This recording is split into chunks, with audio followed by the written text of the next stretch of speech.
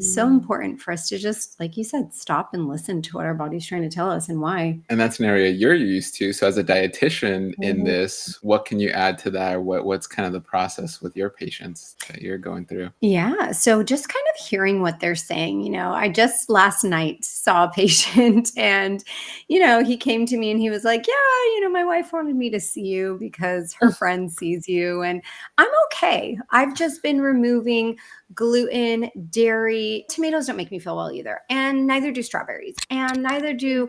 And he went on to name about 20 different types of food. I can't have carbonated drinks either. And this I can't have. And I was like, so. It's fine. But he's like, yeah, he was But it's trying to tell fine. me, I'm fine. I'm just here for my wife. Yeah. So Oh my I'm trying to really, one, explain to him, it's not fine if you're feeling the need to cut out all these whole plant foods. You're really just Right. evading symptoms. You're not curing yourself, because even with that whole laundry list of things that you're not eating, you still don't feel amazing. You're still sometimes bloated. You're still sometimes having irregular bowel movements and cramping. So there's definitely something there. And then he also shared with me he's been taking an antimicrobial supplement for years.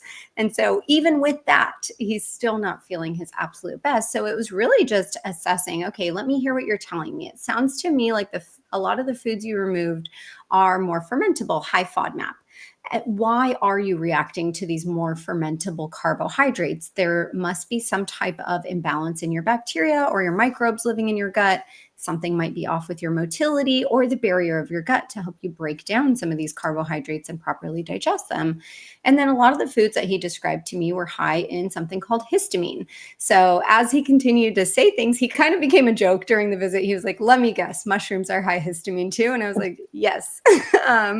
So, even if somebody does identify X food causes X symptom for me, we want to understand why, and really understanding more of the personality and the desires and the preferred foods of certain bacteria and other microbes in the gut can really give you those answers. So that way we know how to work with the gut and not just restrict more and more and more whole plant foods, especially because we know the benefits of adding them to the diet. So living in this perpetual state of an elimination diet is not a means to an end. It's kind of just running from the symptoms, what James and I like to refer to as gut debt. What we tell our patients is it's like you got in really deep debt, and instead of taking it head on and kind of assessing what it is, working with a financial planner to get out of it, you're kind of just like, it's okay. I'll just change my email and my phone number and my address, and I'm not in debt anymore, and I'm fine. Just run from the debt collectors for the rest of your life. That's it. That's the solution, right? But we know it comes back.